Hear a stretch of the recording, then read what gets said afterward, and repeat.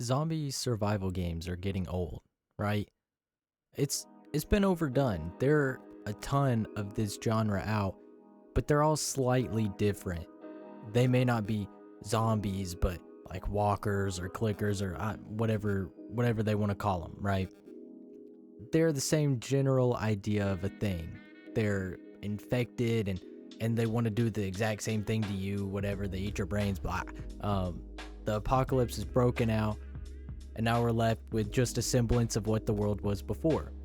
And there's so many great ways to branch this idea out. So let's talk about some of the ones that shine through this very cramped zombie scene.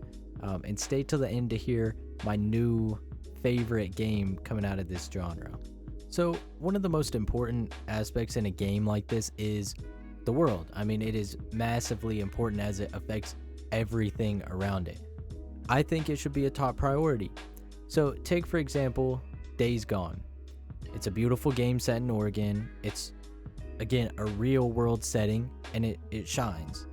It has incredible mountains, tall trees that cascade over the different camps and environments throughout this game, and it's a beautiful game. You got the flowing rivers, the interesting little cabins and all that, right? And another similar take on this is Dead Island 2. Although it's harshly criticized at the moment, it is still breathtaking. Its journey weaves you through the hills of Los Angeles.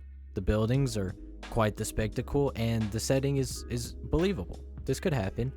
You get beautiful skies, beaches, oceans, all that. About everything you would want from a game that's set in LA.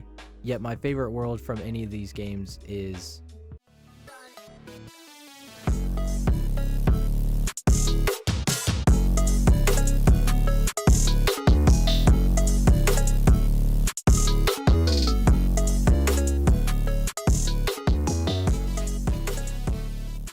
Haran with Dying Light. Specifically the first game, obviously, because it's Haran, whatever. It's a different. Okay. Haran is tough, and the streets are brutal. It's a ransacked city through and through. This place is like dilapidating right in front of you. It's been torn through this newly rising apocalypse, and it's not perfect. It's not really beautiful, but it feels real, immersive. Being pretty is one thing, but being real is another, and it makes it more immersive. Not to say that the beautiful streets of Oregon aren't immersive, but not like Haran. Yet Haran has nothing on Utah, where The Last of Us partly takes place, and this is definitely the most talked about of this genre, as its gripping story has been turned into a full-fledged, very successful TV series. The streets are open yet dense, and the foliage really stands out as it's showing the world is aging and that no one is there to take care of it anymore.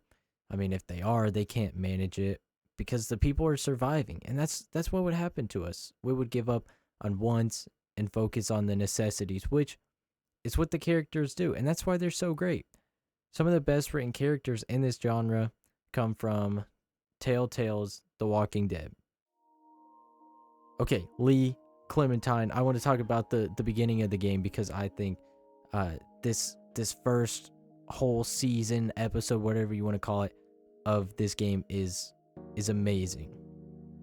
So Clementine does go on to be the main protagonist later on in these games after Lee's passing, but he is so vital to this story, and I want to focus on him right now because he was just a man that stumbled upon dumb luck. You could say dumb luck. I mean, the world is ending when he hops out of this cop car because he comes into this cop car as a criminal, and he leaves it, I guess, also as a criminal. But he meets a lot of people that are still attempting to grasp on to their old life, but they're trying to readjust to this new life. And he's just trying his best to get to safety with a new friend that is still so young and naive to the world around them that it's difficult, and ultimately he dies protecting her, which still to this day is one of the toughest choices I think in gaming history, any game ever. It's after becoming so close with this character, having to kill Lee after all he's done for Clementine is hard. Decisions are hard, and they're made even more impactful in games like these. Every step matters, as it determines life or death. And if anybody knows that best, it's Joel from The Last of Us. He starts the first game protecting his daughter, who ends up dying, but he can't stay to mourn. Otherwise, it would result in the loss of his own life, and his eventual death comes from saving the wrong person. Every decision matters. And a game that understands this a lot is Project Zomboid, which, okay, it seems odd, right?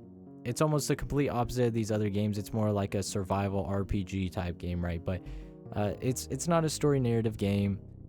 So what makes it so good compared to these others? It's the freedom, the possibilities.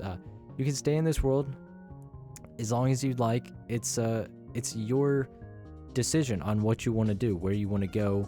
If you just want to stay hidden in a building the whole time, guess what? You can. You may die faster that way, starvation, whatever, but you make the story. You create the character in the scenario. Essentially, you are surviving, and you survive for as long as you can, but once you're gone, you're gone. It's not a game that gives you as much grace as Days Gone with instant checkpoints and saves. And it's not a pretty game even, but it understands this genre.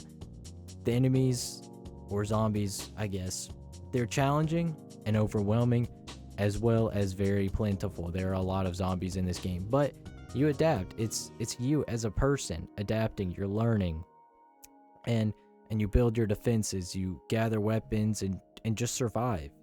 But it's very brutal. It's difficult to gather these weapons and resources, supplies. Even when you think you're on top, you're always one step away from making the greatest mistake of them all. And even if you have the best gear and a great base, it can still fail.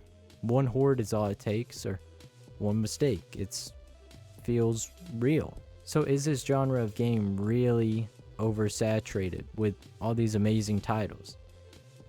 Yeah, I mean, it still is. But I definitely want to know what your favorite zombie-related game is and why. Kind of talk about it. I want to hear what you guys think. Is this genre of game oversaturated? What is missing? What games need to come out that would be cool? That would be cool. And I would talk about more games in this genre. I just haven't played them. I'm gonna be honest. I played Dying Light and Days Gone and Walking Dead and all that, but I've never even played Last of Us, and I really want to, but I need some motivation. But yeah, just tell me in the comments what you guys think.